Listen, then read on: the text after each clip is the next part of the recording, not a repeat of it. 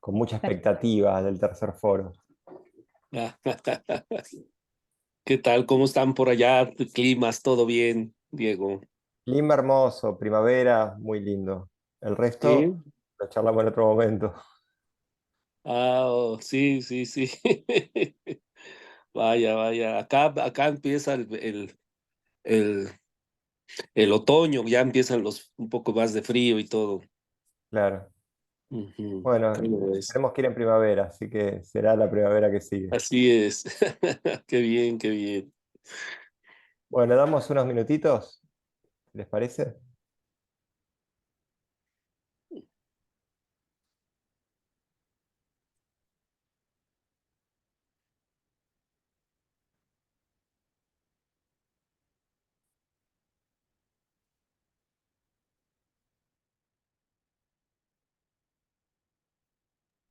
Me voy a hacer el mate y vengo. Ah.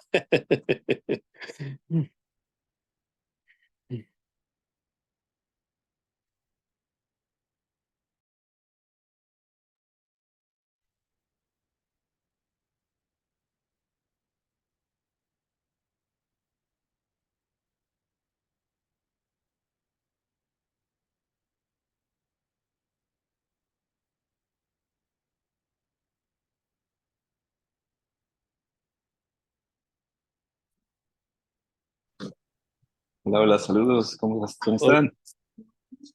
Hola, Francisco, ¿cómo estás? Todos aquí bien, bien. Por ahí vi a Florentina también. No, no, si era Florentina o no. Mm. Florentina no sé si va a Acá estar estoy, hoy. Miguel. Sí, Ah, sí, Buenas, sí, qué sí, yo bueno, sabía que estaba Florentina, por ¿cómo ahí. está? ¿cómo va? Bien, bien, ¿qué tal? ¿Cómo andan? Hola, Diego. Hola, ¿Qué Rodrigo. Hola, hace? Francisco. Ahí la vi a Ceci por ahí. Hola, Ceci. Sí, sí, por ahí. Sí, sí, Bueno, sí. todos quisiéramos tener la imagen que tiene Rodrigo de fondo, ¿no? ¿Quién no quisiera eso? A ver.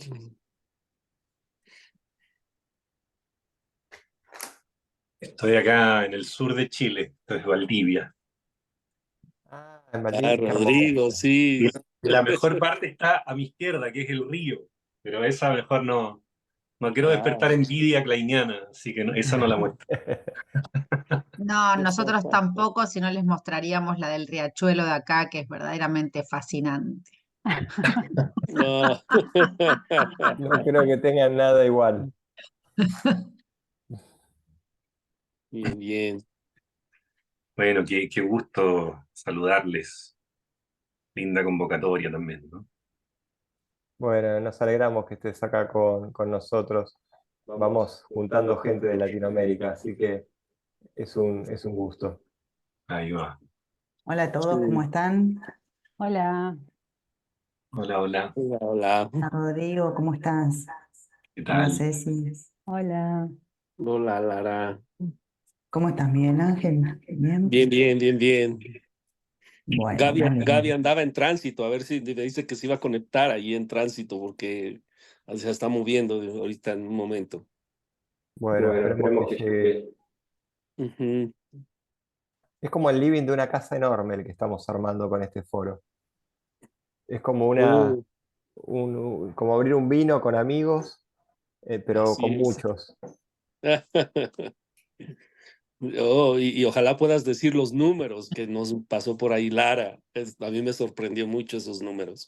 Bueno, sí, lo vamos a comentar. Es realmente impactante. Sí. Hola, Ahora vamos buenas tardes. a... Ah, Buenas. ya llegó Hola. Gaby, ya. Va en tránsito, va en su carro. Ah, Gaby. Estaba buscando a Cecilia en la pantalla. Ah, ahí te encontré, Cecilia. ¿Cómo te va? ¿Cómo andás? ¿Todo bien? Es de día por allá? No, no, no. Pero todavía Ah, queda algo de luz. Sí. pero es la misma hora, ¿no? Sí, son las 8:05 de la noche. Acá ya no hay nada de luz. Oye, Cecilia, un gusto intercambiar ayer unos audios contigo. Igualmente, ¿qué vamos a hacer? Vamos a poner play a los audios y no hablamos nada, ¿no? Va a ser Oh, inmejorable. se adelantaron. Hemos dejado que Sí, la mejor teoría psicoanalítica se construye por audios de WhatsApp. sí, totalmente. Y nos llevó más tiempo que el que tenemos acá, además. Así es. Bueno, vamos a ir presentando el foro. En principio, les quiero contar que es el tercer encuentro del foro sobre la interpretación, foro que se encarga de unificar y de tratar de convocar a todos los colegas de América Latina, no representados en este caso por una institución, sino por su propia voz. Bueno, les cuento que en este tercer encuentro ya sumamos 700 colegas, 700 colegas que van a tener el acceso al audio, al video, al archivo de cada uno de los foros, que esa base de datos se va a ir agrandando a medida que pase el tiempo, en cantidad de encuentros y en cantidad de colegas que lo puedan escuchar. El tercer foro en particular es muy especial porque, bueno, en noviembre terminamos el ciclo de este año con el cuarto. El año que viene vamos a volver a retomar las actividades en marzo. Lo que tiene de especial este foro es que sumamos, bueno, colegas de nuevos países. En este caso, Cecilia Fernández Costa, de Uruguay, y Rodrigo Aguilera Junt, de Chile. Bueno, para nosotros es un gusto poder tenerlos acá esta noche, poder compartir con ustedes nuestra pasión por el psicoanálisis, las posibilidades de ir entendiendo todos los ribetes y todas las vueltas que tiene para nosotros la interpretación, que es, si se quiere, el métier más puro del psicoanálisis, la herramienta más particular y más, digamos, usada por los psicoanalistas. Y voy a hacer un pequeño comentario sobre los trabajos de nuestros amigos, colegas que van a estar esta noche con nosotros. Cecilia, en particular, me hizo un comentario que me pareció interesante, ¿no? El título era Pequeño viaje tras la resignificación del sentido, pero hay un subtítulo que me pareció más interesante, más cortasariano, más de una maga, que tiene que ver con pequeña historia tendiente a demostrar lo precario de la estabilidad dentro de la cual queremos existir. Esto de lo precario me parece una exquisitez, ¿no? Me parece que tenemos que prestar atención a Cecilia cuando ubica, dónde ubica la precariedad, cómo lo ubica. Es como una clave de lectura la que doy, ¿no? Algo de la precariedad nos hace tomar una dimensión, si se quiere, de lo que estamos trabajando y no creernos en la sofisticación de que manejamos un sentido. Bueno, vamos a después escuchar cómo ella despliega este tema. En el caso del amigo Rodrigo Aguilera Junt, el título que sugirió son las formas de lectura como punto sensible del psicoanálisis que practicamos. Formas de lectura, en principio, hace mérito a esta idea tan nodal en el psicoanálisis de que son formas, pluralidades, ¿no? No hay discursos amos o saberes cerrados. Bueno, va a trabajar algo del Bell autor-paciente, hermenéutica teórica de los símbolos o significados y clínica intervalar, productiva y textual. Lo intervalar, me interesa muchísimo ese concepto. Bueno, vamos a dar lugar primero a la ponencia de Cecilia, después a la de Rodrigo, unos 20, 25 minutos cada uno, y después de los dos abrimos a la charla con todos los colegas. Bueno, los escuchamos. Bueno, primero, gracias. Segundo, era un poco un chiste esto que le había pasado a Diego ayer como especie de título, porque en realidad venía pensando, yo no suelo ponerle título a las cosas, pero se me había ocurrido este pequeño viaje imaginario tras la flecha de Cupido, me pregunto, del sentido. Y eso me hizo acordar al título del texto de Cortázar, que es más largo que lo que dijo Diego, que es, lo voy a leer entero, pero un poco porque me da gracia y porque me gustó por ahí.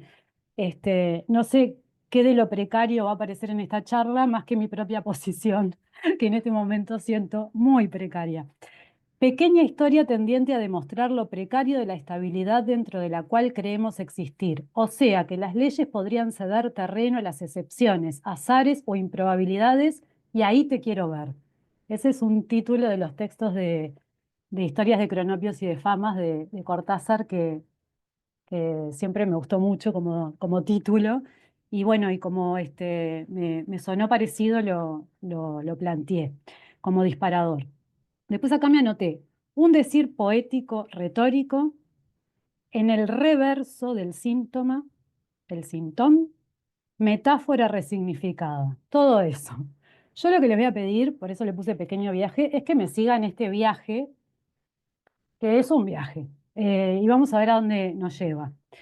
Digo también de mi posición precaria en esto, porque en realidad yo vengo vengo del campo de la ingeniería en computación y de las letras. Y por ahí me acerco al psicoanálisis, digamos. Y de manera como más sistemática hace 2 minutos, diría yo, hace unos años, digamos. Digo a nivel teórico, en mi propio análisis ya tiene más de 2 décadas.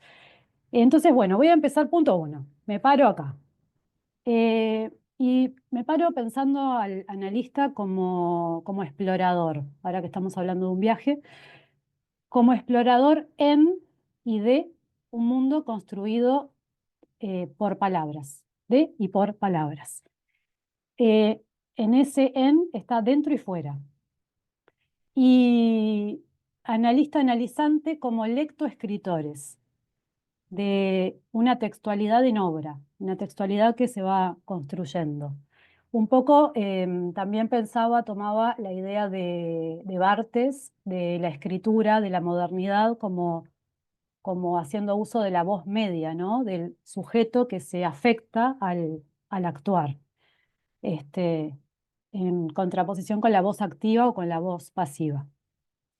Bueno, para poder leer, bueno, y lo otro que ya les adelanto es que lo que voy a hacer es unir los dos campos, estos dos campos de mi interés, que son la literatura y el psicoanálisis, tirar ideas ahí y ver qué sale, ¿no? No tengo como, tengo ideas nomás, en un estado medio de nebulosa. Y bueno, veremos qué sale acá, qué acontece.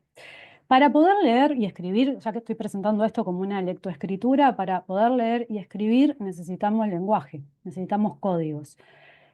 Para poder leer un texto literario contamos con los códigos culturales, con la lengua y con los otros códigos que se construyen, que se yuxtaponen a los códigos de la lengua. Por ejemplo, los códigos literarios. Cuando uno va a leer una novela, tiene en mente todos los códigos de la novela, del género novela. Cuando lee poesía, tiene los códigos de la poesía, y así.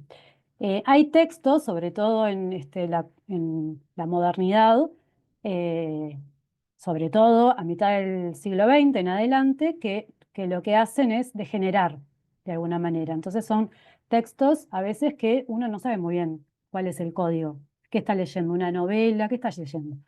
Y esos son como los más desafiantes porque nos obligan a ir construyendo el código a medida que vamos leyendo. A ir modificando el código, a ir moviendo sin una brújula demasiado concreta, ¿no? Vamos viendo, a ver, y entonces vamos haciendo un código a medida, un poco. Y bueno, y un poco estoy pensando así, la lectoescritura en un análisis, ¿no?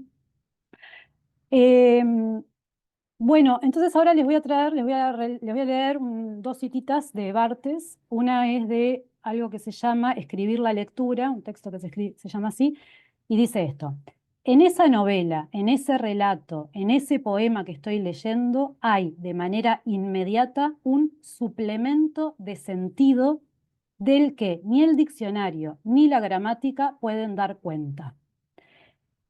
Y en otro texto, subrayo el suplemento de sentido, y en otro texto que se llama El análisis retórico dice: es cosa sabida que todo mensaje, y la obra literaria lo es, comprende como mínimo un plano de la expresión o plano de los significantes y un plano del contenido o plano de los significados. La unión de ambos planos forma el signo o el conjunto de los signos. Esto es re sosuriano, ¿no? No obstante, un mensaje constituido de acuerdo con este orden elemental puede, gracias a una operación de desconexión o de amplificación, y también la subrayo, convertirse en el simple plano de la expresión de un segundo mensaje, que así resulta ser una extensión suya. En suma, el signo del primer mensaje se convierte en el significante del segundo mensaje. Nos encontramos así en presencia de dos sistemas semióticos imbricados uno en otro de manera regular. Hjelmslev, que es otro lingüista, es un lingüista, ha dado el nombre de semiótica connotativa al segundo mensaje. Ahora bien, en cuanto al lenguaje, la literatura es, con toda evidencia, una semiótica connotativa. En un texto literario, un primer sistema de significación, que es la lengua, el francés por ejemplo, hace de simple significante de un segundo mensaje, cuyo significado difiere de los significados de la lengua. La literatura como un doble sistema, denotado-connotado. Entonces, bien, yo me pregunto, ¿y qué pasa con el lenguaje del inconsciente? Se dice hacer hablar el síntoma, que se diga, ¿sí? Bueno, entonces voy a hacer un salto para este otro lado del psicoanálisis. Y bueno, me paro ahora en el traumatismo de la lengua, ¿no?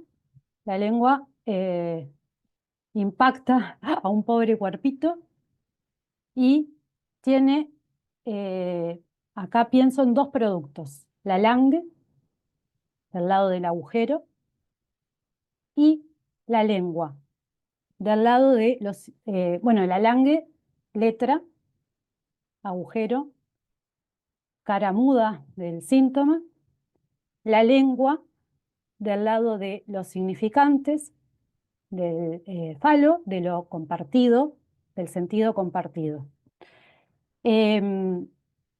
Si pensamos el lado simbólico del síntoma y el lado, la cara muda, entonces pienso en lo singular, estoy pensando en el agujero, la letra, lo singular y lo particular, que va a ser buena parte del trabajo, ¿no?, de análisis. Entonces también me planteo, paso ahora al tema de la interpretación, me planteo la interpretación como una reescritura de un decir, de un texto que se va construyendo, se va reescribiendo. Y voy a presentar dos cosas, ¿no? Dos ideas de la interpretación. La interpretación como corte, uno, la interpretación metáfora, dos. Esas dos dimensiones de la interpretación. Y en la metáfora estoy pensando en la sustitución, la metáfora como sustitución que produce un sentido nuevo. Ahora vamos a ver si esto, ahora voy a pasar a la poesía, y a ver si esto lo dejamos ahí, lo dejamos stand-by, latente, y vamos a ver si nos dice algo, poniéndolo a jugar con esto otro que les voy a contar ahora. La poesía se presenta como un desvío de una norma, eso es como más o menos lo que todos tenemos medio claro, ¿no? Estuve leyendo para este momento, para presentar acá, un texto de Jean Cohen, escrito más o menos en los fines de los 60, que se llama Estructura del lenguaje poético. Se encuentra, lo pueden descargar, se encuentra el PDF en internet. Bueno, claramente es un estructuralista, ¿no? Estructura del lenguaje poético. Y ese libro es riquísimo, me parece que recontra vale la pena que acercárselos o invitarlos a leerlo. Yo no voy a poder decir demasiado, más bien que voy a poder decir bastante poco, ya estoy mirando el reloj. Pero voy a decir algunas ideas centrales y bueno, y en todo caso las seguimos después. Bueno, les voy a leer algunas cosas para ayudarme y después sigo sola. El discurso poético entra en conflicto con el sistema y en ese conflicto es el sistema el que cede y acepta su transformación. Según la expresión profunda de Valery, la poesía es un lenguaje dentro del lenguaje, un orden lingüístico nuevo fundado sobre las ruinas del antiguo, por medio del cual se construye un nuevo tipo de significación. El absurdo poético, y acá pienso en el agujero, no es una postura tomada de antemano, es el camino ineluctable por el que ha de pasar el poeta si quiere hacer decir al lenguaje lo que el lenguaje nunca dice por vía natural. Entonces habla mecanismo profundo de toda versificación es la oposición del mensaje al código, a fin de obligar al código a transformarse. ¿Qué es lo que subyace a todo esto? En que en todo mensaje poético en realidad se busca la significación. Se busca conseguir un sentido nuevo, otro sentido. ¿Cómo se consigue esa nueva significación? Lo que plantea Cohen es que es un mecanismo que tiene dos pasos, dos momentos, dos tiempos. Primero, producir un desvío, el desvío, la transgresión al código, que él le llama impertinencia. Y el segundo paso es la reducción del desvío a través de la metáfora. Pero la metáfora se hace sola. Eso lo hacemos solo. Lo que se construye en el poema es el desvío. El proceso de metáfora, de resignificación, de darle un sentido a eso, se produce por el propio juego del lenguaje. Por ejemplo, les voy a dar un ejemplo para que quede más claro de lo que estoy hablando. Bueno, por ejemplo, ¿ustedes se acuerdan del capítulo 68 de Rayuela, que es el famoso lenguaje gíglico? Es aquel, lo tengo acá, les leo el pedacito que empieza. Apenas él le amalaba el noema, a ella se le agolpaba el clémiso y caían en hidromurias, en salvajes ambonios, en sus talos exasperantes. Bueno, en ese caso hay un desvío de la norma del lenguaje, pero ¿cuál es el desvío? Es un desvío léxico. La gramática se mantiene sin cambiarse, ¿sí? Lo que pasa, lo que sucede acá, lo que hace Cortázar es cambiar, inventar palabras, cambiar el sentido léxico, pero de esas palabras, las partes de las palabras que tienen que ver con la gramática no cambian. Les voy a presentar otro ejemplo, donde cambian más cosas. Si yo digo, por ejemplo, el cielo se ha nublado, esa es una frase que corresponde al lenguaje natural, al lenguaje corriente de la lengua. Todos entendemos más o menos lo mismo cuando digo esa frase. Puedo decir el cielo se ha ennegrecido, por ejemplo, y seguimos más o menos entendiendo lo mismo. Ahora, ¿qué pasa cuando Mallarmé escribe, por ejemplo, el cielo ha muerto? La gramática se mantiene, sigue siendo pertinente en términos gramaticales la frase. ¿Qué es lo que sucede? Se da lo que se llama la impertinencia del predicado, una impertinencia predicativa, y es que estamos aplicando un verbo a algo, a un elemento de la categoría sustantivo, para la cual ese verbo no debería aplicar, porque el morir tiene que ver con cosas, se le puede aplicar a sustantivos que tengan la característica de vivir o morir, que no sería el caso del cielo. Entonces, ¿qué es lo que sucede en este? ¿Por qué el descifrador, el interpretante, recurre, se pregunta este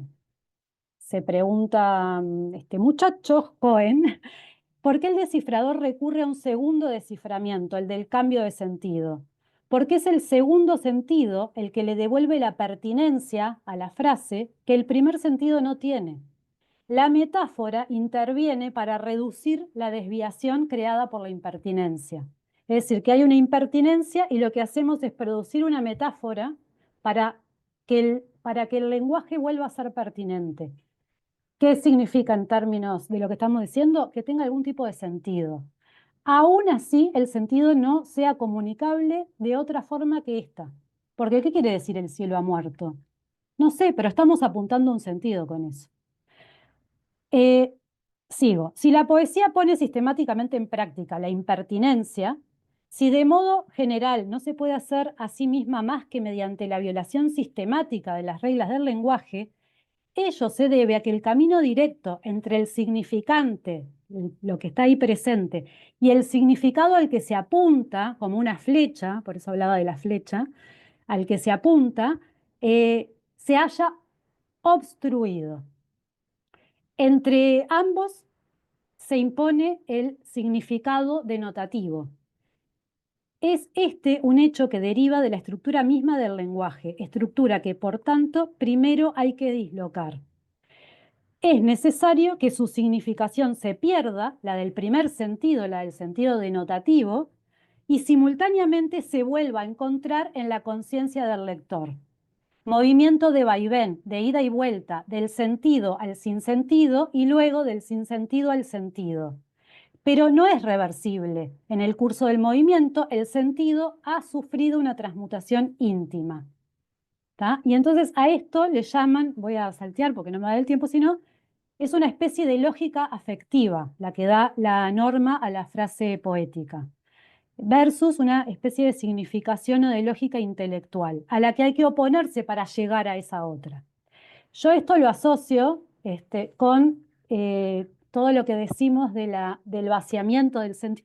¿Cuál sentido es el que se vacía? Para conseguir cuál otro. ¿Sí? Y en este sentido de sentido, porque yo pensaba por eso decía metáfora resignificada, porque estamos más acostumbrados a pensar a la metáfora como una sustitución, como una figura de sustitución, donde tenemos el sentido, del sentido de partida y el sentido que sustituye al de partida, como si tuviéramos significantes para nombrarlos a los dos por separado. Y en realidad no necesariamente. Estoy pensando metáfora, y bueno, surge de todo esto, es un poco como lo plantea Cohen, como simplemente una sustitución. Ese conjunto de significantes que están produciendo esa desviación de la norma, lo que hacen es constituirse en un significante para ese otro sentido que de otra manera no se puede decir, se dice así. Y en ese sentido, lo estoy pensando al sentido como una flecha que apunta a un lugar, aunque ese lugar no se pueda constituir precisamente desde el sentido común, ¿no? Desde lo compartible. Cohen, no quería dejar, es increíble lo rápido qué rápido pasa el tiempo. Quería decirles también que acá les presenté un ejemplito mínimo de desviación, un caso de desviación, que es la impertinencia predicativa. Cohen se dedica en el libro a estudiar todas las formas de desviación. Por ejemplo, la rima, el valor de la rima como un desvío del código, las aliteraciones, el ritmo, el metro, el encabalgamiento, la inversión, los shifters usados de determinada manera, todas las formas de impertinencia semánticas. Y yo creo, de alguna manera, que el trabajo que hacemos en el análisis es el de producir estas desviaciones, es el de escribir de esta manera. Así entiendo la escritura poética, cuando se habla de la escritura poética en un análisis, así la entiendo como producir este nivel de estas desviaciones que hace que se produzca la metáfora. Esa metáfora, en ese entendido de metáfora, ¿sí?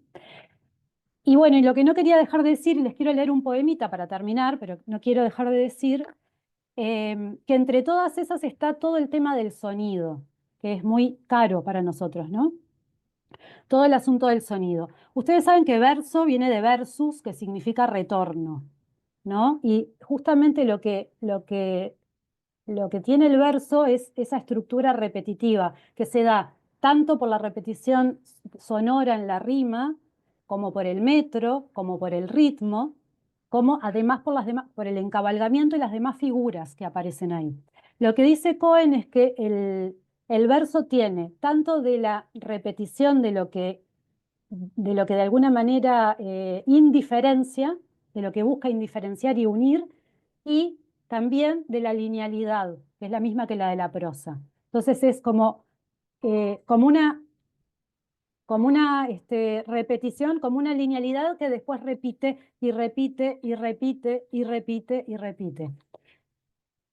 Bueno, me puse esto, ahí va. Una de las características de la lengua el lenguaje de la lengua común, del lenguaje cotidiano, para lograr su objetivo de la comunicación, de lograr la comunicación plena, y no esto de lo que estamos hablando, sino para que todos entendamos lo mismo, para que el mensaje sea unívoco, sea transmisible, no tenga ambigüedad y todo lo demás, es que palabras que suenan parecido no queden juntas, no se acerquen. ¿Por qué? Porque cuando las palabras cuando nosotros escuchamos mismos sonidos, lo que tendemos a hacer es a juntar los sentidos. a unir de alguna manera los sentidos, que es lo que hace la poesía. De hecho, no me acuerdo quién recomienda, creo que Mallarmé recomienda poner sonidos parecidos con palabras bien distintas para producir esa desviación de la que hablamos. ¿Para qué? Para que sentidos bien distintos terminen uniéndose, produciendo esa impertinencia de las que les hablaba, ese desvío. Yo pensaba, por ejemplo, me acordaba del Gestapo, que Floren Floren, muchas cosas que he hecho con Floren lo recorta un montón, ¿no? El caso del Gestapo. ¿Qué hace? El sonido parecido, el Gestapo en la caricia, el sonido, el Gestapo, está uniendo dos campos semánticos, lo que le pasaba con la Gestapo y esa caricia, sentida además. Y acá también presento el campo semántico del sentido, porque el sentido es el sentido, son los sentidos, y también es lo sentido, ¿no? Es lo que apunta y lo que viene, los sentidos. Y aproxima entonces cosas que si no estarían muy separadas. Una caricia por un lado y aquello horroroso por otro. ¿Y esto qué hace? Une. Y en el unir, ¿qué hace? Crea otro campo semántico ahí. Produce una transformación en todo eso. Bueno, y entonces, como ya se me terminó el tiempo, solamente les leo un poemita y la seguimos después, en todo caso. No les voy a decir el nombre del poema, es de una uruguaya de 80 y pico de años, Cristina Peri Rossi, exiliada. Y no les voy a decir el título del poema, imagínenselo, como juego nomás. A ver si qué piensa cada uno. Yo no le hubiera puesto ese nombre, pero bueno. Se nace con las cosas puestas: el paisaje, los arces rojizos de Montreal, la Estatua de la Libertad, la Sagrada Familia, el Museo del Prado o el Río de la Plata. Se nace y el escenario ya está montado desde antiguo. Otras tragedias, otras comedias ocurrieron antes y todas terminaron igual, en el ataúd o el horno crematorio. Tengo que aprender el nombre de los ríos, la tabla de multiplicar y las monedas, la geometría y las notas musicales que ya estaban antes de nacer. Y aunque el hecho se repita miles de veces, nadie nace sabiendo nada y tiene que aprender a no sentarse en un banco de niebla, aunque a muchos les gustaría, efectivamente, que un banco fuera de niebla. El escenario está montado desde antiguo. Solo se trata de adaptarse a él y aprender que 2 más 2 son 4, excepto en medicina, y torpemente aparearse cientos de veces, y comer y alimentarse, y reconocer las calles, ignorando, sin embargo, lo fundamental, lo principal. ¿Para qué todo? Aunque si quisiera 100 religiones, sectas y otras habladurías sin sentido del humor, de las religiones la risa está excluida, expondrían complicadas narraciones de carácter plurisimbólico para tener una red de explicaciones aparentemente opuestas entre sí. Y sin embargo, en medio del desconcierto de la Torre Eiffel o de los dragones azulados de Gaudí, escucho el limpio, cristalino sonido de un pífano. Una sola nota, un pífano, sonando en medio de un banco de niebla. Y de pronto comprendo todo. El sonido, siempre el sonido, al principio de todas las cosas, de los pájaros, los océanos y las hojas, los autos, las taladradoras y el dentista. El sonido, padre y madre de todas las cosas. Una nota de un pífano me mece y ya no pregunto más. Sentir me basta. Bueno, muchas gracias. Bueno, Cecilia, muchas gracias. Muchas gracias. Después vamos a hacer un montón de preguntas, un montón. Así que, bueno, pasamos a la ponencia de Rodrigo. Rodrigo, cuando vos quieras, todo tuyo. Muchas gracias, Diego. Bueno, un placer escucharte, Cecilia. Obviamente uno va como con el reloj de arena y eso muchas veces impide el disfrute, pero bueno, es también para darnos tiempo de conversar después, ¿no? Agradezco también mucho tu ponencia porque nos deja, al menos a mí, muy sensible a cuestiones que son de gran belleza y de gran importancia. Yo, la primera carrera universitaria que estudié fue música, interpretación superior en guitarra clásica. Y la cuestión del sonido, eh, el lugar desde donde uno escucha, habla, las voces más metálicas, las voces más dulces, los momentos en que uno aparece más introspectivo con su palabra, me parece que forman parte de la experiencia por caso analítica, digamos, ¿no? Muchas veces es difícil de transmitir ese elemento muy particular del encuentro entre analista y analizante, la ritmicidad, la musicalidad única que arma esa diada, ¿no? No sé si se han fijado que con algunos analizantes uno, bueno, pues, quienes practican clínica, por supuesto, ¿no? Uno va más rápido, con algunos como que hace chistes, con otros no, es más formal.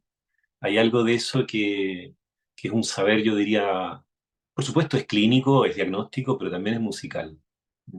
Bueno, si sigo comentando lo que dijiste, pierdo mi capacidad de exponer lo que traje, ¿no? Así que bueno, voy a contarles lo que estuve preparando para ustedes. Básicamente, yo tenía un texto sobre interpretación lacaniana, muy formal, muy teórico, que daba cuenta fundamentalmente de las distintas formas de equívoco que Lacan propone. Pero conforme se fue acercando la fecha y la vorágine de tener que decir algo en una clave quizás un poco más personal, escribí otro texto, ¿sí? Y les voy a leer este otro texto, que está más fresco y me parece también un texto hoy día un poco más arriesgado. Por eso le llamé las formas de la lectura como un punto sensible del psicoanálisis que practicamos. Es decir, cada uno de nosotros practica un psicoanálisis más allá de sus particularidades subjetivas, amparado en distintas teorías, ¿sí? Para mí, esas distintas teorías pueden ser pensadas como modalidades de lectura. Entonces voy a tratar de dar cuenta más o menos de algunos puntos sensibles de eso.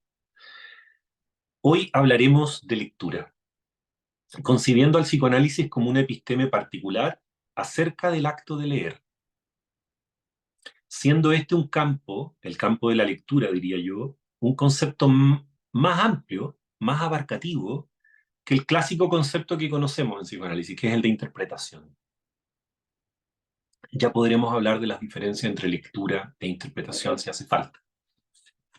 Comenzaré entonces por destacar el estudio de colega, entiendo argentino, Nicolás Garayalde, que les recomiendo mucho su lectura. Por caso, voy a citar un trabajo que se llama Literatura y psicoanálisis hacia una teoría de la lectura, justamente. Allí, Nicolás nos señala que el recorrido histórico por los textos que vinculan al psicoanálisis con la literatura nos permitió considerar el modo en que el psicoanálisis siguió ciertas modas imperantes en el campo de los estudios literarios, acomodándose primero al interés por el autor, luego por el texto y finalmente por el lector. El interés por el autor, por el texto, por el lector. Este periplo, caracterizado en general por un psicoanálisis aplicado, no sé si recuerdan el concepto de psicoanálisis aplicado, ¿no? El psicoanálisis puede leer sobre literatura, el psicoanálisis puede leer sobre la guerra, el psicoanálisis puede leer sobre pintura, psicoanálisis aplicado, más allá de la clínica, digamos, ¿no? Este psicoanálisis aplicado, que hacía decir al texto lo que la disciplina psicoanalítica ya traía entre manos, adquirió una particularidad cuando el interés se desplazó hacia el acto de lectura. Tomando la lectura por objeto, la crítica literaria psicoanalítica se vio obligada a pensarse a sí misma en forma crítica. Entonces, este pensamiento, pensarse críticamente, nos lleva a una cierta formalización. Aquí cito a Pierre Bayard, un gran autor que les recomiendo investigar. Y entonces hay un nuevo modo de entender la lectura, no como una hermenéutica totalizante. Es decir, leer un texto no es entenderlo en su totalidad o dar cuenta del sentido final y original de lo que dice, sino como una episteme que da lugar a la imposibilidad de leer y de leerse. Imposibilidad en clave de Jacques Lacan, ¿no? No es que no sea posible leerse, sino que es imposible que ese acto sea definitivo y total, en ese sentido de imposibilidad.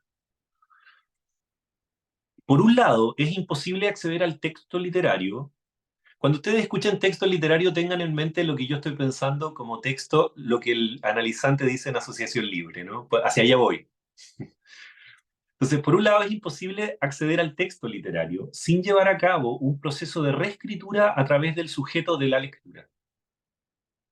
Por otro lado, es imposible lograr una recreación de sí mismo en tanto algo siempre se resiste a la simbolización totalizante de la propia identidad.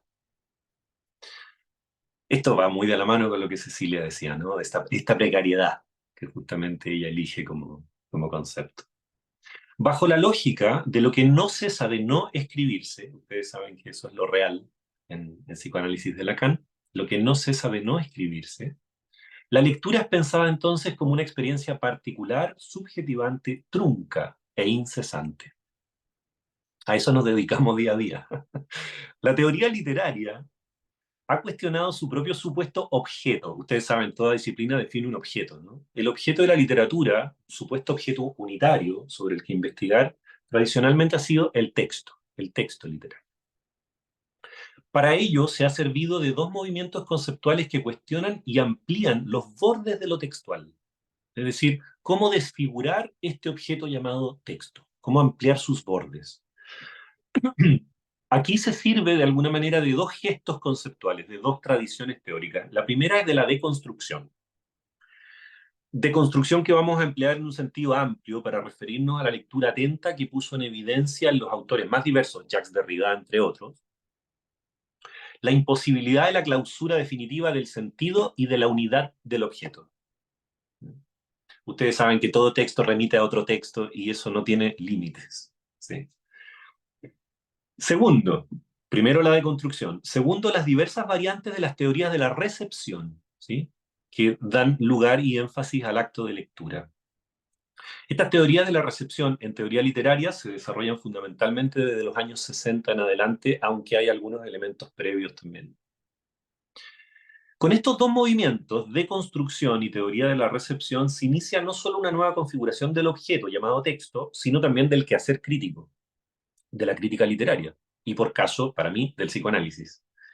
La lógica que regula el texto no es comprensiva, definir lo que la obra quiere decir. Estoy citando a Roland Barthes, o Roland Barthes, como quieran llamarle.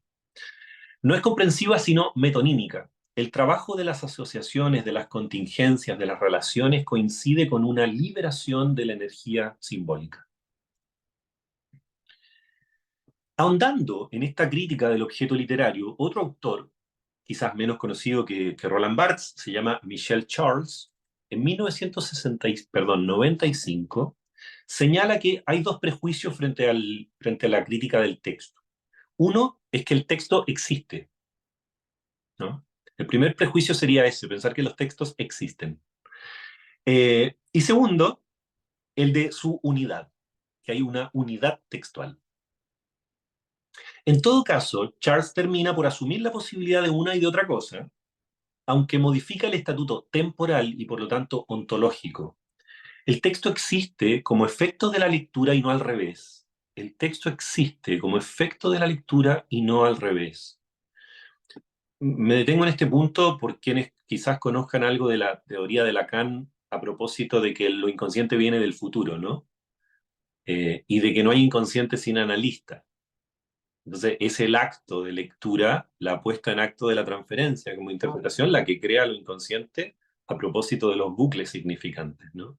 Entonces, con la teoría literaria nos estamos encontrando lo mismo, con una suerte de efecto emergente, intervalar, creacionista del sentido de un texto, que no es sin el lector. Su unidad es efecto de la coherencia interpretativa, si es que ésta se da, y no a la inversa. No es que había una unidad de sentido en el texto antes de su lectura.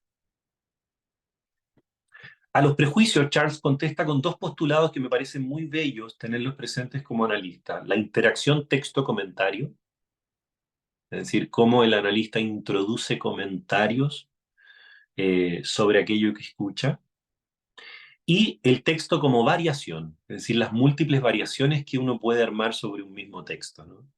A propósito de que una historia contada una vez no es lo mismo que una historia contada otra vez, tampoco es lo mismo contar esa historia a una persona y contársela a otra, Por lo tanto, el texto siempre es sujeto a la variación.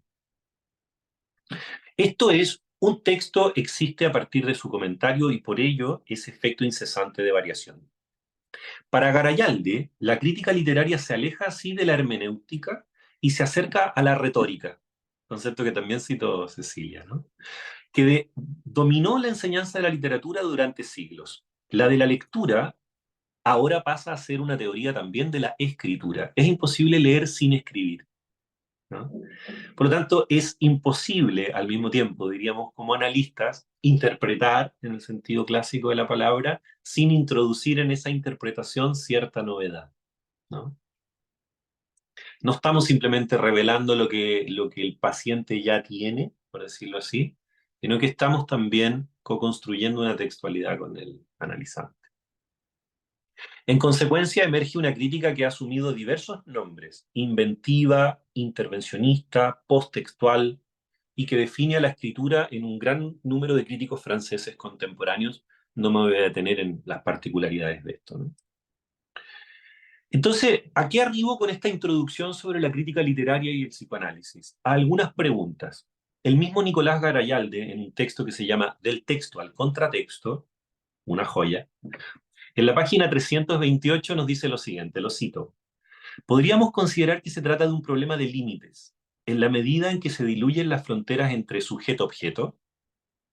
Esto es muy lacaniano, ¿no? La idea de sujeto-objeto como empirismo, positivismo moderno se diluye tanto con el concepto de objeto como con el concepto de sujeto en Lacan.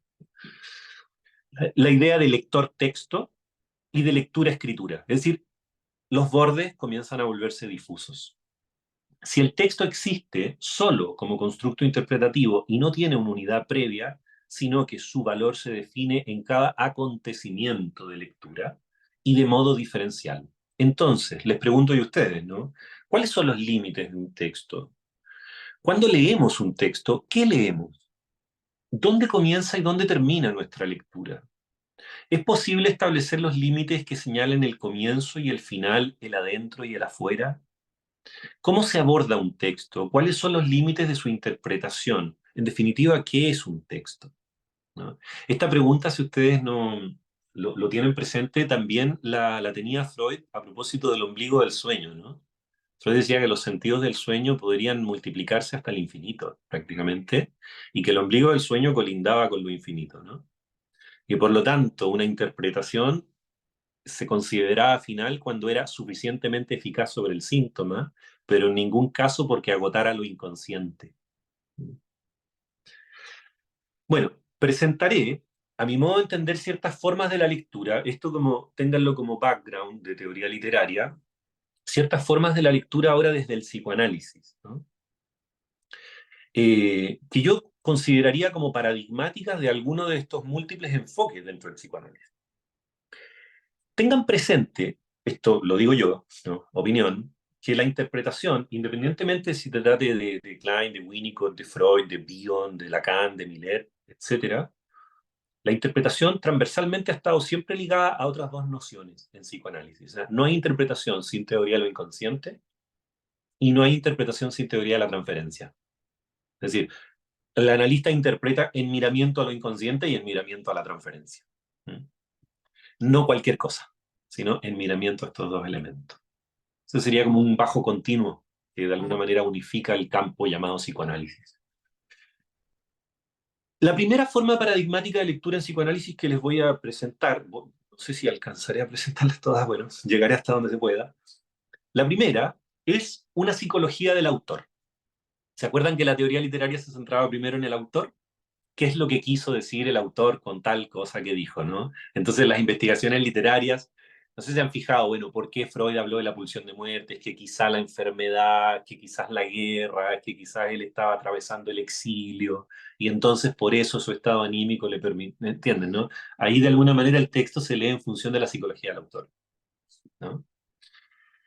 Pues bien, yo creo que hay muchos psicoanalistas que trabajamos con una episteme de lectura entendiendo que el texto analítico, lo que el paciente dice, representa un funcionamiento interno y personal. O sea, el paciente es el autor de aquello que dice, ¿no? Y lo que nosotros analizamos, por lo tanto, es al autor, más que al texto, ¿no? Lo que quiere decir el autor con determinadas palabras. Entonces, esto es subsidiario de una cierta teoría, que lo inconsciente son representaciones que el paciente comunica de diversos modos, desfigurados, desplazados, pero que el paciente comunica, que hablan de sí. Desde esta perspectiva, la interpretación consiste, basándome en el modelo de la interpretación de los sueños de Freud de 1900, en desandar los caminos del trabajo psíquico de desfiguración. Esto es capítulo 6, 7 de la interpretación de los sueños, ¿no? ¿Cuál era el trabajo psíquico de desfiguración? Bueno, condensación, desplazamiento, miramiento por la figurabilidad, etc., ¿no? Vale decir que interpretar es ir contrario a cómo se formó el sueño. El sueño va de lo latente a lo manifiesto, la interpretación va de lo manifiesto a lo latente, ¿no? Va en un vector opuesto, en sentido regresivo, ¿no? Basado en las asociaciones libres del paciente, sin duda, pero lo que metapsicológicamente el analista hace, basándose en psicología de autor, es desandar el camino de la desfiguración. La idea que a mi entender precipita de esta clínica, no solo de Freud, de muchos otros analistas, es la idea de responsabilidad subjetiva por el propio deseo y por los contenidos inconscientes. Esto habilita una clínica, digamos, ¿no? La clínica de la responsabilidad subjetiva, digamos, ¿no? Uno es responsable de aquello que sueña, uno es responsable de aquello que desea, uno es responsable de los lapsus que comete, aunque el yo los desconozca, aunque el yo diga ese no fui yo, ¿no? Aunque el yo diga, bueno, estaba en un estado disociado, lo que diríamos es que el autor, el ello, vamos a decirlo así, forma parte del yo, o al menos del individuo psíquico. Por lo tanto, toda producción inconsciente es responsabilidad del autor.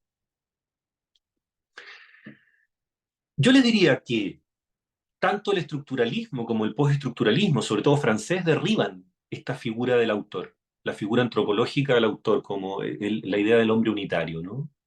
Dando lugar a la polifonía y al sujeto como plexo discursivo. O sea, tengan presente, por ejemplo, la idea de muerte del autor en Roland Barthes, la deconstrucción derridiana, el concepto de agenciamiento, perdón, en Gilles Deleuze, el concepto de sujeto y discurso en Lacan, en ningún caso refieren a una suerte de psicología de autor, ¿no? No hay un mundo interno, individual y psíquico que luego se expresa hacia afuera. El lenguaje no es una herramienta del individuo, ¿no? Y sujeto no es lo mismo que persona. Tengamos presente esto. 2. Por supuesto, después podremos debatir qué efectos tiene, ¿no?, cada una de estas prácticas clínicas como modalidades de lectura. 2. Una hermenéutica simbólica. La hermenéutica simbólica sería trabajar leyendo con una suerte de, por decirlo así, diccionario de lo inconsciente, ¿no? En sentido burdo. Es algo así como la posibilidad de leer con alguna teoría que nos permita unificar el sentido o el significado de un texto. Tú dime bla, bla, bla, bla, bla, bla, bla, yo sé lo que eso significa y te respondo, bueno, lo que tú quisiste decir es tal cosa, ¿no? ¿Qué pasa? Freud estaba advertido de este problema, trató de inventar un psicoanálisis no basado en eso. No obstante, conforme fueron pasando los años, el complejo de Edipo se transformó en una hermenéutica como clave de lectura de los síntomas, de las formaciones del inconsciente, de los síntomas conversivos, del lazo social, etc., ¿no? O sea, dime cualquier cosa, te responderé Edipo, ¿no? Esta idea de crítica al Edipo como clave hermenéutica de lectura se la debo al trabajo de investigación de nuestro colega Bruno Bonolis, ¿no? Que recomiendo mucho su trabajo en general, ¿no? Yo diría que cuando el psicoanálisis arriba a esto, bueno, si ustedes son kleinianos, por ejemplo, la posición esquizoparanoide también, posición esquizoparanoide, posición depresiva, ¿no? Son hermenéuticas de lectura, ¿no?, que nos permiten leer muchas cosas, que está bien, son teorías que nos orientan. El problema es que puede arribar a ser una praxis contra psicoanalítica cuando se transforma en una suerte de psicología psicoanalítica aplicada, ¿no? Yo ya sé lo que lo inconsciente significa. Y entonces eso ya no es psicoanálisis. Pierre Bayard, que ya lo mencioné, acusa al psicoanálisis aplicado, sobre todo, de una interpretación finalista en cuanto nos dice: el tipo de resultado conseguido es menos el producto de una búsqueda que de su mismo origen. O sea, uno ya encuentra lo que sabía que iba a encontrar. Si uno tiene la teoría de Edipo, siempre encuentra Edipo, ¿eh? O sea, pruébenlo, funciona. Es un problema epistemológico ese, de cómo se confirma la propia hipótesis. Bueno, Norman Holland hace un tiempo se propuso hacer algo que me pareció fantástico. Yo, de hecho, se lo voy a compartir a mi amigo Jorge Reiter a propósito de Edipo Gay. Dice lo siguiente, Norman Holland. Hace un tiempo me llamó la atención un comentario que hizo un hombre inteligente cercano al psicoanálisis. La limitación obvia del análisis literario freudiano es que solo un tipo de estudio puede ser escrito, dado que todo lo que uno quiere agregar vuelve a lo mismo siempre. Ernest Jones ha hecho un hermoso trabajo encontrando el complejo de Edipo escondido en Hamlet. Pero si hubiese analizado El Rey de Lear o El Sueño de una Noche de Verano o los sonetos, hubiese encontrado, para su sorpresa, que reflejan el complejo de Edipo de Shakespeare también. Y en efecto, consintiendo sus teorías, hubiese hecho el mismo descubrimiento analizando cualquier otra obra de arte. No se olviden ustedes Leonardo da Vinci y un largo etcétera. Preocupado por el malentendido que esta afirmación revelaba, resolví que algún día yo iba a escribir un libro de crítica psicoanalítica en el cual el complejo de Edipo no aparezca nunca, para nada. Este libro creo estar a punto de lograrlo, dice Norman Holland. A propósito de encontrar un psicoanálisis que no haya sido totalmente capturado por el complejo de Edipo como hermenéutica, ¿sí?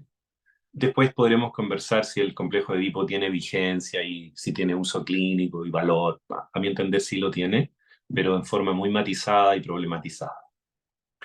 Los ejemplos de analistas trabajando con complejo de Edipo como clave hermenéutica lectura son múltiples, ¿no? Yo, por ejemplo, recuerdo una vez estaba supervisando a un colega y su paciente tenía conflictos con su jefe, ¿sí? Con Big Boss de su empresa. Y el jefe resultaba ser bastante explotador, diría yo, bastante negrero. De malos tratos, muy prepotente, muy descalificador en su forma de trabajo. Y el analista traía el caso como la evidencia de que él jugaba con el jefe algo del complejo paterno, ¿no? El conflicto con el padre, la rivalidad con el padre, el deseo de asesinar al padre. Y lo que se le repetía ahí era evidentemente el complejo de Edipo. Yo en algún momento le dije, está bien, pero si tú trabajas complejo de Edipo, invisibilizas la violencia actual y real que ese jefe comete. ¿Le has preguntado si está sindicado, por ejemplo, en su trabajo? No, no se me habría ocurrido. Es que esa no es una pregunta psicoanalítica. Ah, entonces solo Edipo es psicoanálisis, ¿no? Pues si yo le pregunto si usted está sindicado en su empresa para defenderse de un jefe explotador y eventualmente sacarlo, eso ya no es psicoanálisis, eso es política. Entonces, ¿dónde comienza y termina el texto? ¿Qué es leer psicoanalíticamente? ¿No? Por eso digo que aquí tenemos que echar mano a otras hermenéuticas. En esto de Deleuze y Guattari, por ejemplo, son bien, bien cruciales, como de cuestionar al psicoanálisis como un familiarismo. ¿Mm? Creo que se me acabó el tiempo o tengo 2 minutos más. No sé, dime, Diego. No, no me quiero exceder. Continúa unos minutos más. Sí, vale la pena. Continúa. Bueno, no, no quiero abusar del tiempo de nadie, así que voy a apurarme un No, poco. por favor. Dale, dale. Bien, gracias, gracias. Bueno, los kleinianos, yo recuerdo mucho que todos los días lunes la interpretación primera era la envidia del paciente, ¿no? Como los kleinianos veían 4 veces por semana a sus pacientes, el día lunes, obvio que llegaron con envidia, entonces la interpretación de la envidia venía de cajón, es decir, ahí no había una lectura, era hermenéutica pura, ¿no? Eh, en otro sentido, un poquito más delicado que eso, yo recuerdo también una supervisión con un colega que había trabajado con un paciente que había sido víctima de violencia de Estado en la dictadura chilena en los años 80.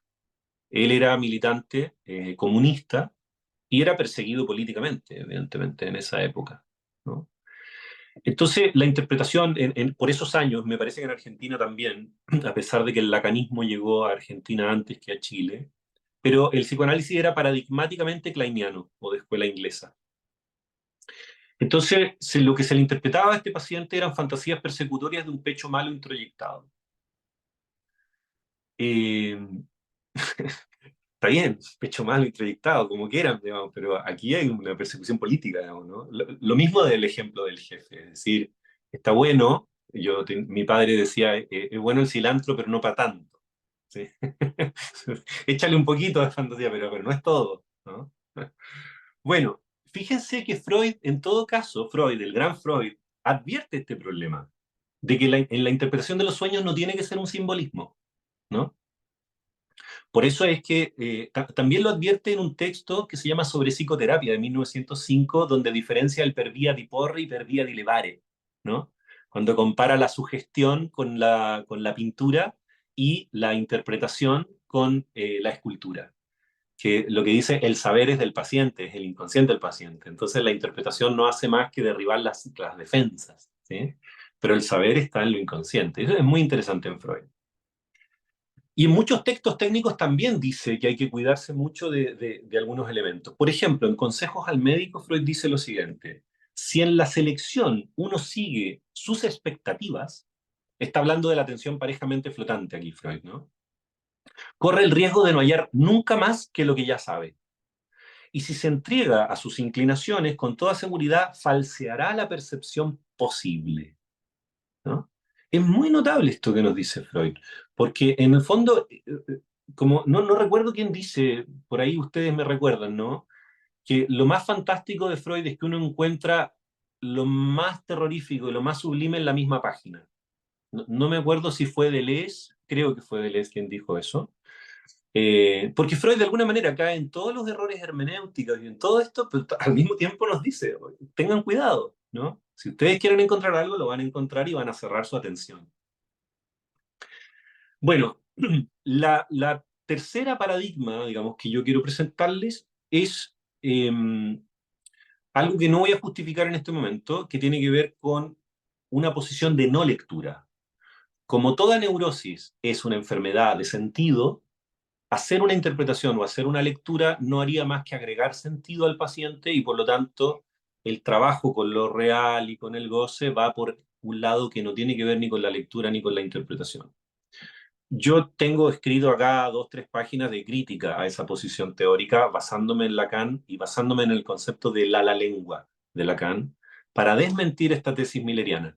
Pero no me voy a quedar acá porque si no se me va en los 30 segundos que me quedan, donde les quiero presentar un poco la clínica que a mí me parece hoy por hoy la más perspicaz, que podríamos llamar esta episteme intervalar, productiva y textual, que es subsidiaria de la ética del deseo y de la verdad y del deseo del analista, ¿no?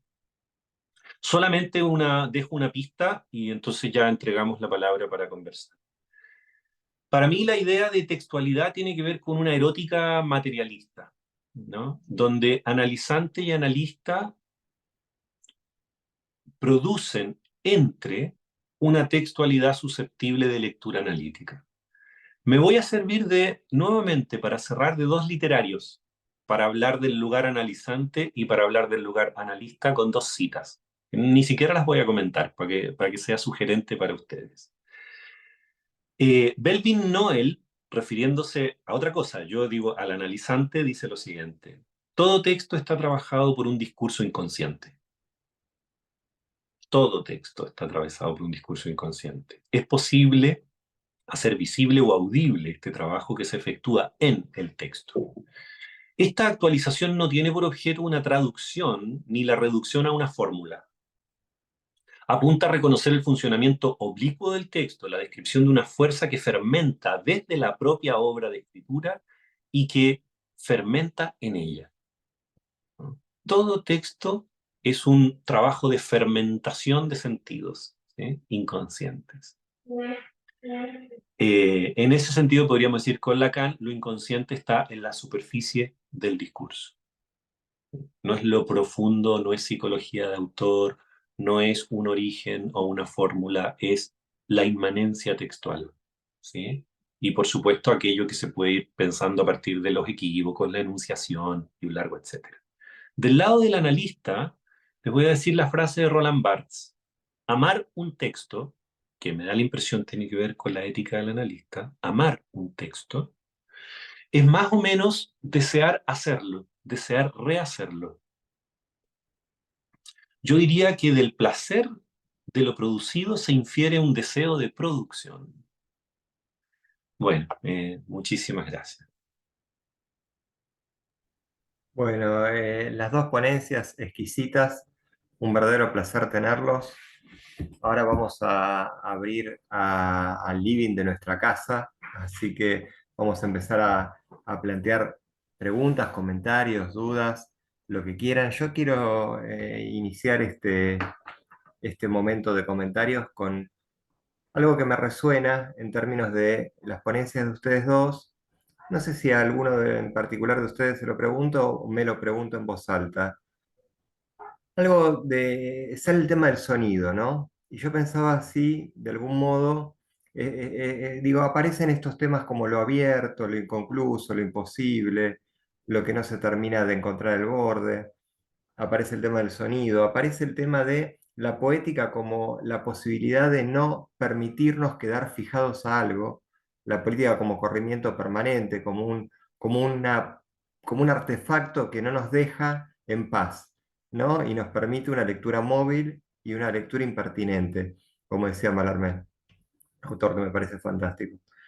Yo pensaba en el sonido, yo vengo trabajando el tema de la poética en el seminario 24, la equivocación, vengo trabajando la bifurcación del sentido, y me preguntaba si estoy totalmente de acuerdo con lo que decía Cecilia, me encanta la idea de lo intervalar tuya, Rodrigo, de no solamente pensarlo como sustitución, ¿no? Sino la lógica del vaciamiento, de la nueva posibilidad metafórica, pero pensaba si en última instancia, atrás de todo, no hay algo del sonido que, digamos, va más allá del sentido, sino hay un lugar en donde se llega a un hueso. Y pensaba en la idea del petimento. El petimento en pintura es esa posibilidad de ver a través de la obra última, ya digamos en el museo, los trazos del primer bosquejo, ¿no? Las primeras marcas, las primeras huellas del primer cuadro. Picasso, por ejemplo, podía pintar hasta 7 cuadros uno arriba del otro. Y el pentimento era el residuo que iba quedando, no sé si llamarlo residuo, la primer marca, el primer sonido, diría yo. El primer sonido en la pintura que habilitaba a que después eso se haga canción. ¿No? El cuadro concluido ya era la obra presentada en sociedad y era, digamos, la canción ya con un sonido aprobado y avalado por la cultura. Pero los primeros sonidos, los primeros ruidos estaban en el pentimento. Yo pensaba si en un análisis uno no llega a esas estratificaciones primeras en el sonido del alangue y que esas, de algún modo, según el trabajo que haga el analista, no necesitan del sentido para concluir un análisis. Bueno, pregunta que les dejo, pregunta que me hago y que de algún modo encuentro en ustedes. De algún modo digo con los recorridos propios de cada uno de ustedes, ¿no? Bueno, abro al living, como decíamos. No sé, Diego, si quizás hacemos circular más la palabra. Estaba Florentino, me parece. Quizás podemos recoger más circulación antes de comentar algo. Dale, vamos con Florentina. Igual me anoté cosas para decir sobre tu comentario. Buenísimo. Gracias. Buenas noches, buenas tardes. Bueno, un lujo escucharles a ambos. La verdad, muchísimas gracias. Ceci, qué decirte.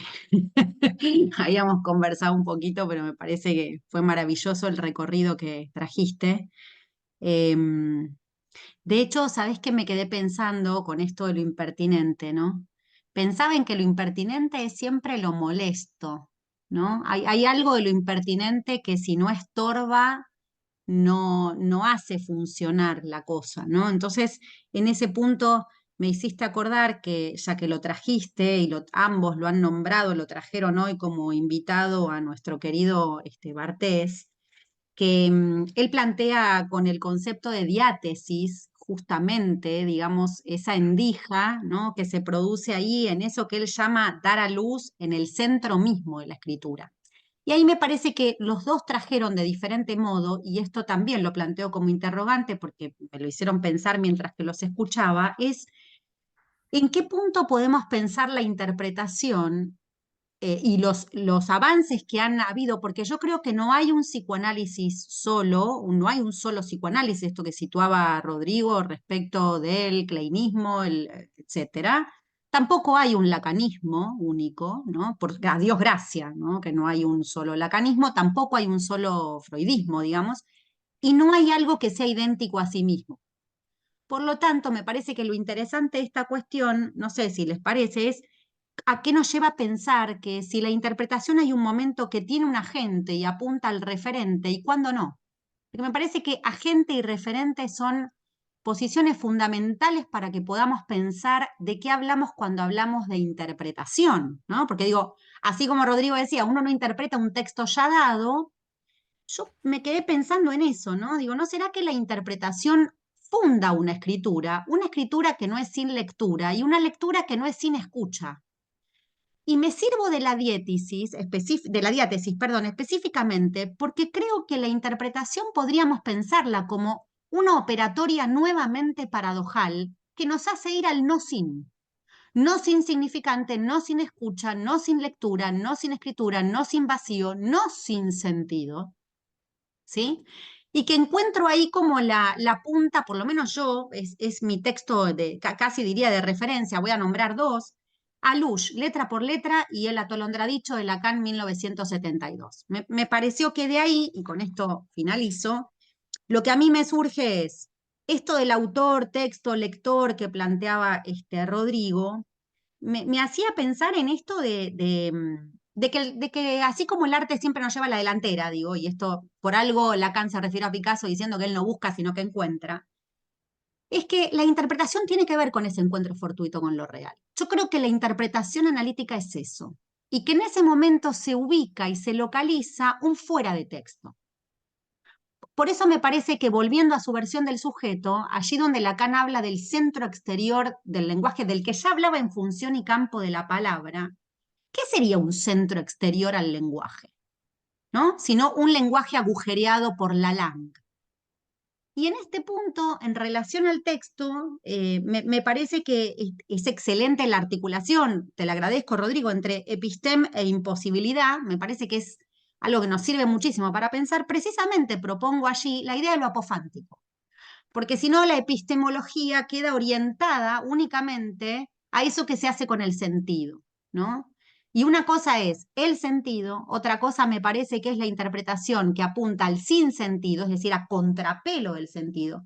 Y otra muy diferente son las elaboraciones que hace Lacan, que son las que retoma Luschen letra por letra, que son las interpretaciones que se van a denominar como fuera del campo del sentido. Y en ese punto me parece que sonido, ¿no? Es interesante, por eso pensaba ahí en lo sonoro, en lo que tiene que ver en todo caso con eso que susurra en el lenguaje, ¿sí? Que es otro tipo de textura, incluso de otro tipo de coloratura.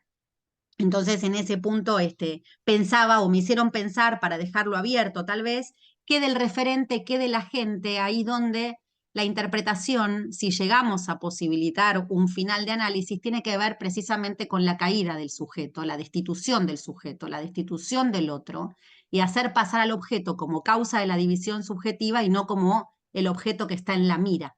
En ese sentido, me parece que algo que ver con un texto hay, ¿no? Para seguir pensando si el texto es solamente lo que se escucha o solamente lo que se hace decir, o si no, el texto no es lo que se funda como residuo, como resto, como operatoria del reducto final de la erosión del trabajo de la palabra. Esto, muchísimas gracias a los dos por escucharlos, hermosas ponencias. Gracias, Florentina, siempre, siempre tan clara y tan creativa. Bueno, vamos a Lara. Bueno, gracias por las ponencias, estuvieron buenísimas. Yo también me quedé pensando en esto que decía Florentina del referente. También me quedé pensando en eso. Y en ese punto, lo que decía Ceci de la flecha, ¿no? El sentido como una flecha que apunta, no llegué a anotar, pero el sentido que apunta como una flecha hacia no sabemos qué, pero lo que me pareció interesante es que no es hacia el referente, digamos, ¿sí? En eso me quedé pensando. Y eso me pareció una gran clave, ¿no? Después podemos pensar o no, no sé hacia dónde, pero ya ubicando que no es hacia el referente, se nos abre un mundo, digamos, ¿no? Esa es la primera cuestión. Me gustó muchísimo, Ceci, bueno, ya lo hemos hablado, me encanta lo que presentaste. Y respecto a lo que presentó Rodrigo, que para mí trae otra cuestión, o por lo menos yo lo entendí así, como por otro lugar, también, Rodrigo, me pareció interesantísimo lo que vos planteás respecto de dos o tres cosas. Una es la textualidad, que yo diferenciaría, según entendí lo que planteaste, de lo que Florentina dice del texto, ¿sí? El texto como un recibo, ¿no? Esto que ella dijo me parece que es una cosa, y entendí que la textualidad de la que vos hablabas, que también usaste la palabra texto, pero me pareció que hacías una referencia más a la textualidad, lo situabas en el orden de la erótica materialista, ¿no? Y me pareció un viaje pensar ese punto, ¿no? Que nos saca un poco de la perspectiva netamente psicoanalítica, por decirlo de alguna manera, y nos invita a pensar no sé cómo llamarlo, como la hechura, ¿sí? De esa textualidad. Y en ese sentido me pareció interesantísimo, ¿no? Porque la erótica, la cuestión de la erótica en la textualidad, eso que pasa entre analista y analizante, independientemente del trabajo de las marcas, bla, bla, bla, bla, ¿sí? Pero me pareció súper interesante como rescatar eso, que ni sé qué decir de eso, pero no quería dejarlo pasar porque me pareció súper, súper interesante. Me parece, ahí me vienen dos nombres, Roque Farrán es uno y el otro es González o Gonzalo, que trabaja No hay relación textual. Por ahí Rodrigo vos lo ubicás, alguien que anduvo por Apola, bueno, ahora no sé. Bueno, que también tiene un trabajo excelente acerca de la cuestión de la textualidad, pero esto, ¿no? ¿Cómo vos ubicás ahí algo que no tiene que ver con el trabajo de las marcas, sino que es como otra dimensión de la hechura del texto, que creo que es súper interesante para indagar? Gracias a los dos, estuvo buenísimo, me encantó.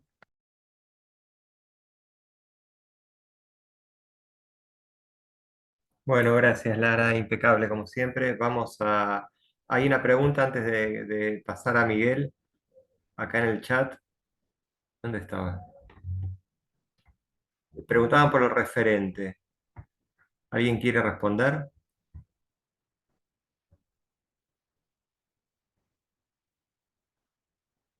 Bueno, ahora va a salir seguramente la respuesta de que alguien aclare sobre el referente.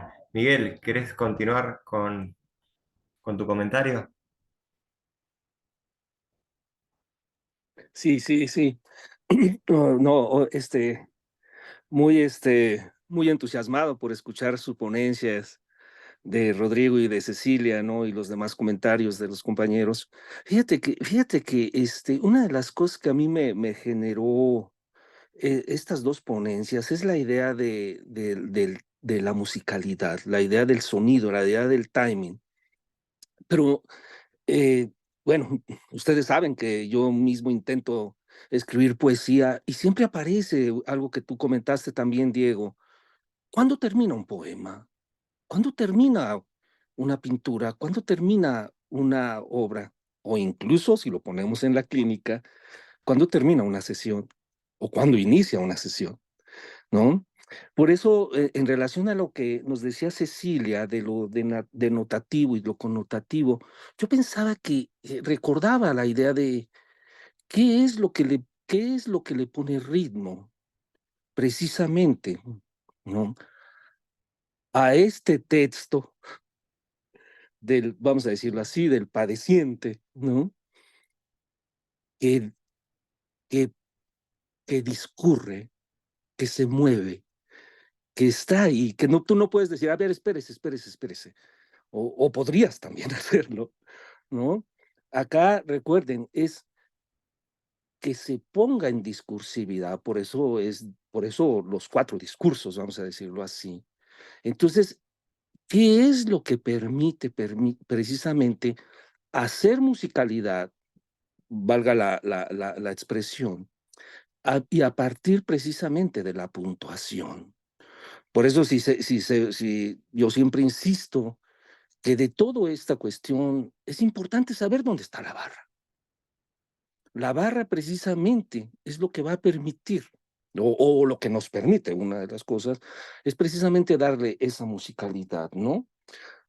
Por eso también tenemos otra cosa que produce este texto que discurre, que se mueve en el tiempo de la sesión y también en el tiempo de allá afuera, ¿no? Yo a veces he dicho, a ver qué piensan ustedes, yo digo que la sesión no ocurre en el consultorio o en el espacio del consultorio, la sesión siempre es allá afuera.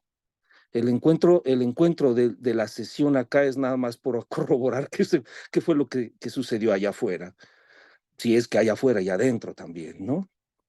Por eso yo les decía, esta musicalidad, y debo de aceptar, yo no conocía este concepto que nos trae Rodrigo, te lo agradezco, ya me pusiste a trabajar sobre cuestión intervalar, ¿no? Pero que tiene que ver, a mí me sugirió más acá lo que Deleuze dice que en el discurso hay pliegues, pues, ¿no?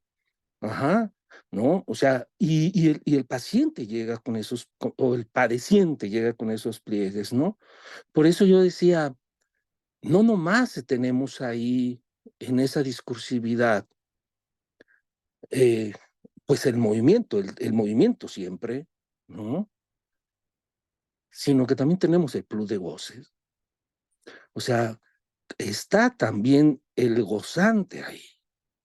Ahora la cuestión es, ¿se regula el goce musicalmente con las puntuaciones, ¿no?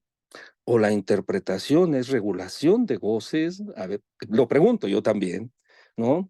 Pero sí, ya me pusieron a trabajar, entonces hay que seguir trabajando. Gracias, Rodrigo, gracias, Cecilia. Gracias, Miguel, como siempre. A ver si Cecilia y Rodrigo quieren hacer algunos comentarios sobre estas cuestiones que se empiezan a abrir.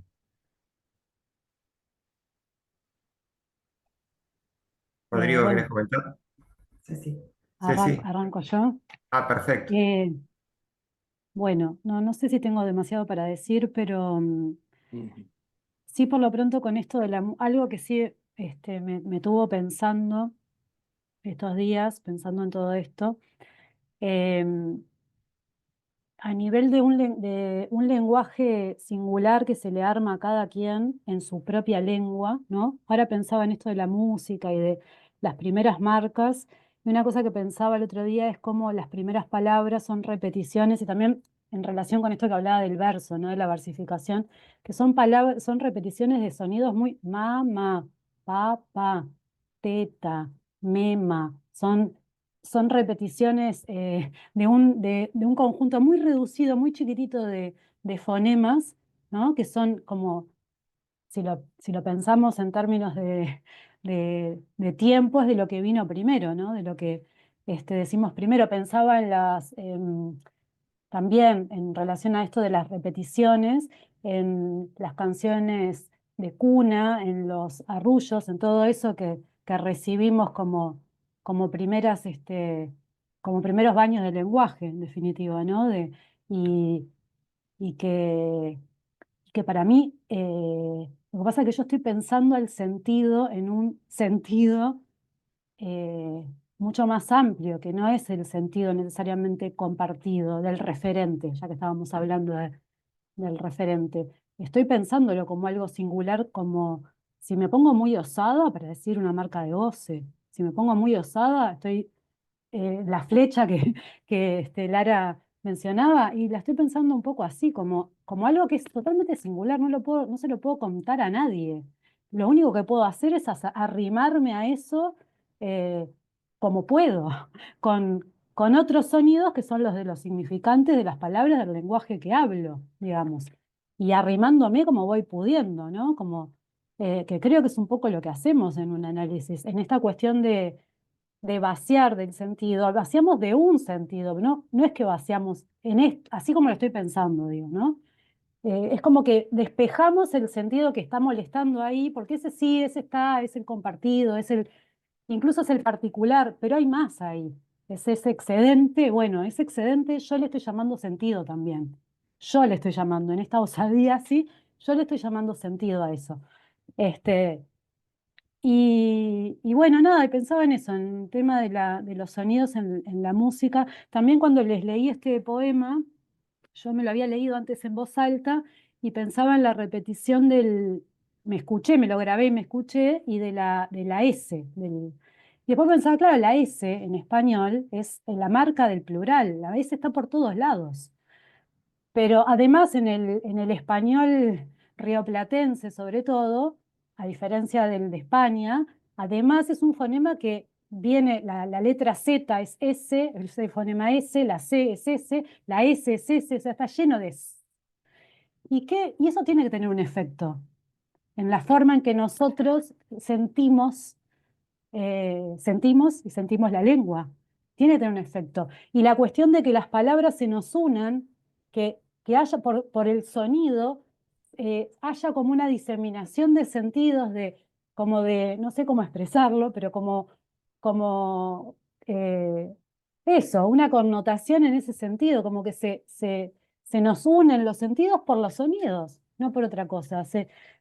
El sentido puede ser el mismo que el de otra lengua, pero a nosotros dos palabras nos quedan cerca y eso hace que esos sentidos también se nos arrimen y también construyan una cosa diferente, que es lo que hace que haya una intraducibilidad, en definitiva, entre lenguas. Bueno, era eso lo que ahora se me ocurría para decir. No, y lo otro que me acordé es ¿se acuerdan de Pierre Menard, autor del Quijote? Me acordaba con lo que decía Rodrigo, ¿no? Un texto al estilo, al estilo de Borges, como no podía ser de otra manera, que un mismo texto es otro texto, aunque se escriba palabra por palabra, ¿no? Nada, me quedé con eso. Te dejo, Rodrigo. Rodrigo, te escuchamos.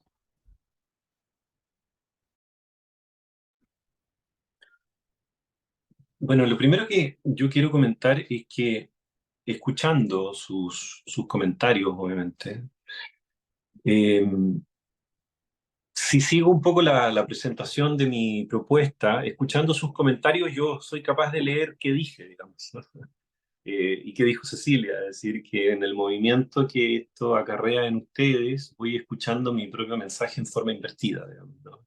Cómo aparecen en ustedes ciertas ideas que me parecen, bueno, lo digo muy sinceramente, más valiosas que incluso nuestras presentaciones, es decir, como que realmente se habilitó un campo de discusión, yo creo, muy fina. Y probablemente hay dos cosas acá, dos o tres cosas que están circulando en muchos de los comentarios, que es la idea de cierta musicalidad, por una parte, la idea del sonido, y también la dialéctica entre sentido y sin sentido, ¿no? Eh, que sabemos que es un universo este, complejo, porque habría que definir qué estamos entendiendo con sentido cuando decimos que la interpretación apunta al sinsentido, ¿no es verdad? Eh, Ecuación con la que estoy de acuerdo a grueso modo, pero que tengo algunos reparos, ¿sí? Yo tampoco creo que toda interpretación o todo acto de lectura haga lo mismo, o esté destinado a los mismos, por decirlo a grueso modo, objetivos, ¿no? Me parece que a veces hay, con algunos analizantes, entrando recién al dispositivo, hay interpretaciones que tienen que ver con mostrar que hay una otra escena, con mostrarle que uno está pensando, o con permitirle generar asociaciones que a lo mejor no tenía, y que a lo mejor no tienen la potencia del corte, no tienen la potencia de la equivocidad, no tienen la potencia de una resignificación del lugar enunciativo, pero que no obstante van habilitando, por ejemplo, textualidad o incluso van alojando, ¿no? Entonces, no creo tampoco que todo acto de lectura sea equivalente o que uno pueda llegar a una fórmula unitaria, por decirlo así. Hay momentos clínicos y me parece que ahí está la gracia también, ¿no? Eh, yo quiero recoger en particular algunas de las cosas que dijeron y hay una de estas que tiene que ver un poco con lo que planteaba Lara sobre todo, ¿no? Que para mí efectivamente la idea de textualidad es distinta que la idea de texto. Texto responde a un objeto, ¿no? Es un sustantivo, por decirlo así. El texto está ahí. La textualidad refiere, a mi entender, a otra cosa. La textualidad, en principio, es tributaria de la idea, aquí me baso en Lacan, de desimaginarizar el lenguaje. ¿Y qué es desimaginalizar el lenguaje? A grosso modo es poner patas abajo en los significados, digamos, ponerlos en movimiento, que las cosas no son lo que son, que el referente está perdido, que todo puede referir a otra cosa, a la idea de diseminación, ¿sí? A la idea de vaciar de sentido unitario a una cosa, ¿no? De mover los sedimentos, por decirlo así. Esa idea de desimaginalizar el lenguaje propone una textualidad como una erótica materialista en el sentido también materialista. ¿Se acuerdan de ese neologismo de Lacan, ¿no? Del palabra, palabra materialismo, ¿no? Y ese palabra materialismo o materialismo erótica de la palabra entre analista, analizante, entre significante, entre saber y verdad, que son los tres grandes intervalos que trabaja Lacan, remiten a mi entender a la idea de textualidad donde el analista coparticipa de aquello, ¿no? Y donde incluso yo diría que si uno lleva un caso a supervisión, lo que pensó y dijo el supervisor y quienes escucharon también forma parte de la textualidad de ese caso clínico. En ese sentido se abren los bordes de lo que es un caso. Para mí, a mi juicio, el texto no es solo lo que el paciente dice, ¿no? Desborda por mucho aquello. Entonces, la idea de textualidad responde a esto, y por lo tanto yo lo asocio con movimiento, con intervalo, con algo no reductible en todo caso al significante en el sentido restringido de la lingüística. A mí la noción de significante que me gusta de Lacan, o al menos con la que yo trabajo, es que un significante por sí solo no significa nada y que requiere de la articulación con otros para adquirir efectos de significación contingente. Y por lo tanto, para mí un significante puede ser un silencio, para mí un significante puede ser un llanto, para mí un significante puede ser un libro, para mí un significante puede ser muchas cosas en tanto y en cuanto, incluso un significante puede ser un afecto que uno siente en la transferencia. Por ejemplo, me da sueño estar con este paciente. Yo no sé lo que significa que me da sueño, pero me lo anoto como parte de la textualidad del caso, que quizás a posteriori, puesto a jugar con otros significantes, adquiera algún sentido susceptible de lectura, ¿no? Entonces, de alguna manera es abstenerse de precipitarse al sentido cerrado, trabajar con la lógica del significante, ¿no? Eh, por último, para no extenderme, yo diría que la relación sentido sin sentido, al menos en la clínica que yo practico, a mi entender, cuando los pacientes de alguna manera dan cuenta del sinsentido, por ejemplo, lo voy a decir burdamente, ¿no? Como que, no sé, supongan ustedes, un paciente le da crisis de pánico. Esto no tiene sentido, ¿no? O a lo sumo es una desregulación biológica puesto en el discurso médico. A mí me da la impresión de que los analistas nos volvemos de alguna manera amigos del sentido, ¿no? Y le decimos, a ver, aquí hay un mensaje enigmático encriptado, ¿no? Bajo la lógica tradicional del síntoma, como significado del otro, ¿no? Como mensaje, como escena, como estructura, como fantasma. Es decir, que allí se está jugando algo en el orden del sentido. Entonces yo diría que una forma de entender la operación clínica analítica es justamente cifrar el sentido en el sinsentido. Pero también es cierto la inversa, que allí donde los pacientes nos ofrecen sentidos sedimentados, nosotros los fisuramos, ¿no? Y ahí vamos como en amistad erótica con el sinsentido, pero no en el sentido puro, sino en la lógica de diseminación de sentidos, de proliferación de diferencias, ¿sí? Eh, que en todo caso el sentido quede latente, quede en suspenso. Eh, y Perdón, a te partir puedo de hacer ahí, una pregunta. Discúlpame que te interrumpa, Rodrigo, pero no, te quiero hacer una pregunta justo, pues me pareció esto que estás planteando como una punta. Cuando vos hablas de la desimaginarización, ¿no? Y suponiendo que el sentido sea imaginario, partamos de esa base. Yo tengo algunas diferencias respecto de pensarlo así, pero pongamos que pensaba en ese punto. Cuando mencionabas el tema del sonido, ¿sabes en qué pensé? Me acordé ahora del querido Pascal, de que hay lo inaudito. Y en el punto en el que hay lo inaudito y hay lo indecible y hay lo indecidible, ¿no? Pensaba ahí, ¿cómo poder pensar esta cuestión entiendo la textura, por eso digo, quizás la textura queda más del lado de eso que puede darle coloratura, que el borde no es el mismo, que hay versiones allí, ¿no? Pero digo, en definitiva, si lo pensamos con el elemento más del orden de cómo hacer entrar eso, pensaba, ¿no? Digo, porque quizás en el orden del sinsentido es verdad que hay un vaciamiento, pero hace un rato Miguel nos trajo el gran problema oscuro del psicoanálisis, que es el goce. Nombró la palabra maldita y me parece que es fundamental, porque digo, nosotros laburamos con cuerpos que están con un excedente. Vamos a decirlo ligeramente, digamos, no laburamos con otra cosa. Y el goce estorba, molesta, inquieta, incomoda, todo eso, ¿no? Y a veces eso no tiene sentido. Pensaba, ¿no? Digo, como para ver qué pensás de eso, cómo lo pensamos por el lado de esto que estás diciendo, lo imaginario, que coincido, que hay que hacer ahí una operatoria de vaciamiento. Sí, totalmente. Mm. Bueno, en ese sentido, pensar la interpretación más ligada a la lógica del acto, como dislocación, ¿no? Como interrupción de un cierto régimen de saber, ¿cierto? Más ligado a la idea de la verdad y de lo real, digamos, en esos términos nos acerca un poco a lo que tú estás proponiendo, Florentina, ¿no? Eso, perfecto. Razón con la que estoy, digamos, absolutamente de acuerdo. Y que creo que hay que generar condiciones en todo caso para que eso se produzca. Porque sin las condiciones para que eso se produzca podría ser una clínica un tanto irónica y hasta deshospitalaria. ¿Sí? Si eso se precipita. Pero bueno, eso es otra conversación más técnica, más táctica incluso, Esa que diría. algunos dicen que va al hueso, que hay que tener cuidado con dónde queda el hueso. Sí, tal cual. Mm. Sí, pero estoy de acuerdo contigo. Bien, bueno, nos queda un comentario de Rodolfo León, si quiere, escribió en el chat del foro, pero bueno, tiene cierta complejidad y extensión. Si Rodolfo quiere tomar la palabra,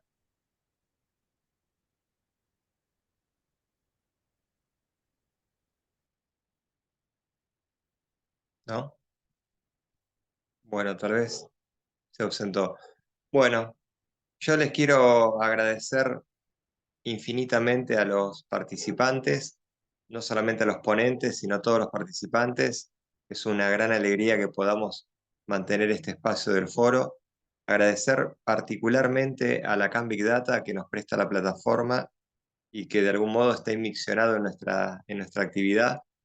Comparte también una posición política con hacer posible el hecho de, bueno, compartir este tipo de eventos gratuitos y públicos para llegar a la difusión y a la posibilidad de intercambio entre diferentes colegas con, en este caso, el tema particular de la interpretación. Así que bueno, con muchísimo gusto me despido de todos, les agradezco a todos haber estado acá y nos vemos en noviembre con el último encuentro del año, así que seguramente nos estaremos viendo en muy poquito tiempo. Bueno, gracias a todos y muy buenas noches. Gracias. Gracias, gracias. Asistieron hoy, ¿no? Muchas gracias. La seguimos.